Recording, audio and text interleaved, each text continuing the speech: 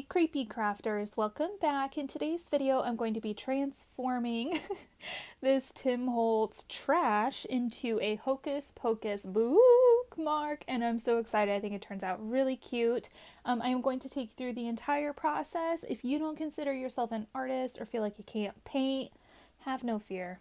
Have no fear. I'm gonna make it so easy. You're gonna be looking for one of these Tim Holtz stencil things just for the paper, okay?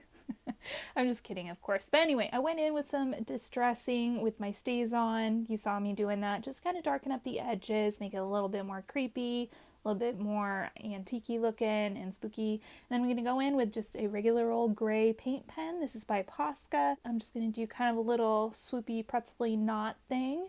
And you guys, this is super simple. So I just pulled up a reference picture from the internet. If you want to use a pencil first and kind of pencil in where you want to put your little loopy drawings and your little doodads and whatnots, feel free, go ahead. You can just paint right over them. It's not a big deal. I do want you to remember that if you mess up paint, you can just cover it up. You can just paint right over paint, you guys, so don't stress, okay? So you can see I've got my little bar on this side. I'm going to go ahead and cover that up with some transparent, I think it's Peerless watercolors. I'm not sure. It's like a sheer transparent silver metallic paint, and I'm just going to add layers of that as I go. So if you see me kind of painting with a silvery thing, that's what I'm doing because it is transparent. So I wanted to build up the layers and kind of make this look more antique-y. I am going to go in with a black paint pen and draw my little snake. You can see I'm just freehanding it. I'm not doing it perfectly. It is what it is. It'll look amazing by the end because it's like doing an ATC, you know, like how the more layers you put on, the better it looks. It's kind of like one of those. Just keep in mind that it's not going to look perfect right away. You're just going to have to keep adding. So if you go into it with that idea, you'll have so much more fun. So I'm going to go in with a finer paint pen to just kind of outline that a little bit, add a little bit of shading where I think I might want it. So I'm going to have my pretend light coming from the top of the bookmark, so I'm just adding darker areas kind of on the quote-unquote bottom edges of things on here. And then I'm going to go in with another layer of that sheer silver paint, and then I'm going to get my gray paint pen again and go over that snake again, because when I drew that black snake, one, I was drawing myself kind of a guideline of where I wanted it to be, but I was laying down a first layer of like a visual kind of shadow, so you can still see some of the black kind of peeking out around that gray, right? I think we'll keep adding to it so it'll pop out more. And then I'm gonna go around the little like latch with some black dots again to create a shadow, and then go back over it with the gray paint pen, and you can see it's such an easy way to make a really quick shadow look. So I highly recommend. Of course, got to go in with some more of the silver paint pen. I told you guys, I'm going to be using that crap all throughout this and just layering. A Tombow Mono Twin marker is next up in my toolkit, and I just added some fine little dots on top of my snakes. I did that on both of them. I cut out the other ones so you guys didn't have to sit through seeing it twice since there are two snakes. And then I'm going to do the same thing on the longer snake. I'm going to go and add a little bit more shadowing where his face will be. Again, more silver paint. I don't know, it kind of builds it up. It makes it less sheer so that it becomes kind of more opaque where I want it, which is nice. Gives it more of a realistic look.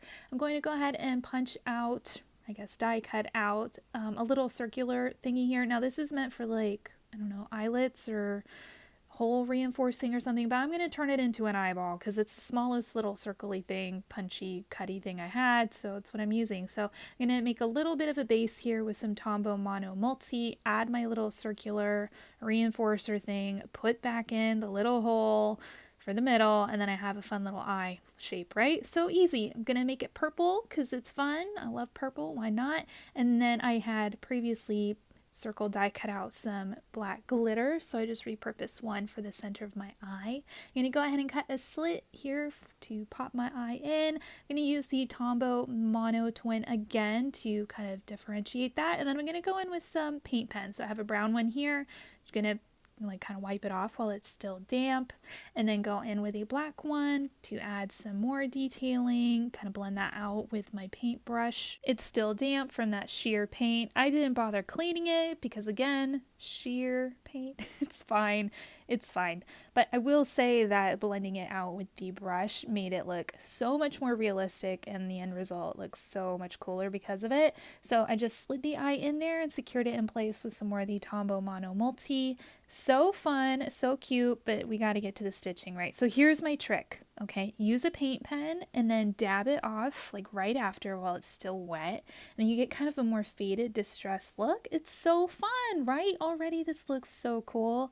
So I'm just going to go ahead and keep making all my little like sewn stitchy areas, but then I'm going to go in with a white paint pen and add kind of a highlight on that. Okay, so the brown was our base, the white is our highlight, so I'm going to do kind of the same thing. I wasn't quick enough, but remember what I said earlier? It's just paint, we can go over it, right? So I'm just going to keep going and keep layering up and going over all those brown lines I just made with the white paint pen. Again, this is to highlight. You're not going to see as bright of a white as this because we will go over it to add some shadowing here in just a moment. So like you can see me, I'm using my fingers to kind of help blend out a little bit. This too will add to a more vintagey kind of creepy handmade look. And then we're going to add that shadowing. So I'm just doing the same exact thing with the black. Remember that imaginary light I was talking about coming from the top of the bookmark? So I was putting all the shadows on kind of the bottom sides of things. I'm doing the same thing throughout the rest of this bookmark. So you're seeing me add shadowing to like the bottom sides of these stitched areas. I'm going to go back in around the little sidebar there, blend that out as well. This will help add some more distressing.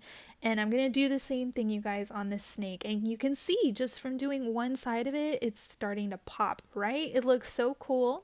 So I'm going to do the other side as well, and you will see that snake kind of really start to show up. I think it's so much fun. I think this is so, it just makes my spooky Hocus Pocusy heart so happy. So some more shading underneath the little snaky guys. I wanted to go in and add some highlights with the gray paint pen. Instead of white would have been too glaringly different, and then I would have had to add a whole bunch more layers and stuff. So I just went in with the gray. And now it's time for the stitching. So again, just going in with the brown paint pen, gonna dab it off while it's still damp. You can see it looks kind of cool here, but you guys, once we add the shadows, it's gonna look so nice. I will say for these stitches, I skipped the white just because I wanted them to kind of blend in a little bit more. I didn't need the stitches to kind of show up as much as that initial kind of stitched area lines, you know, because the stitching is going on quote unquote top visually, so it didn't need to kind of stand out as much. So I'm just going with the black paint pen, just using my fingers to kind of smudge it. Again, I'm going on the bottom sides of the quote unquote stitches. I'm doing so many air quotes over here, you guys, it's ridiculous. All right, so a tiny little bit of white just for the eyes of the snake, but I am blending them out so it's not crazy. I'm going to do the same thing here on the eyelid just to add a bit more dimension. Going to add in some more kind of foldy flap things with the black. Wait a second for that to dry down just slightly. Go ahead and blend it out and add my final touches. So at this point I need to figure out the back, so I have some more of this paper from last year's Spooky Boo, and it has these long boo whatever bubbles, so I just turned it into a book because it's fun, and I did that in my October daily, and it made me smile so much. So I did the same thing again, and then I'm going to create kind of an inverted version of this as well, so I can put my name on it and the date. So I'm going to have the white outer edge with a black interior. I'm going to let that dry while I start gluing down and distressing and doing all my little magically crafty things to the rest of this bookmark. But I wanted to write my name. I wanted to write the year so that the person who receives it will know where and when she got it. I don't know, it's just kind of fun. I need to remember to do that more anyway. So I'm using some Tombow Extreme to glue down these little bubbles. I probably could have used just whatever adhesive because I am going to laminate this here in just a moment. So these are the two sides. So fun. I'm going to use that Tombow Extreme to hold them together though because I don't want them to come apart. I mean, I am laminating them, so it's fine, but what if I don't know, what if the lamination comes apart or something? I don't know. I just don't want to think about it. So I'm just going to slip this into some laminating sheet, and I like to use my bone folder as the thing is coming out of the laminator to really help press down those edges. I try to do this with everything I laminate. Some things are more challenging to do it, but I really, really try. It seems like it does help. Yeah, I'm then gonna go ahead and just trim it down. And one more final pass through the laminator. And this little bookmark, you guys, I love it so much. I almost hate to send it away. I think it turned out so fun and so cute, and I hope the recipient loves it. I hope you guys will give this a try. I tried to make the paint tutorial tips and tricks as easy as possible. So if you have any questions, leave them in the Facebook group and I'll do my best to answer. That is it for today. Thank you guys so much for watching, and I'll see you tomorrow. Bye.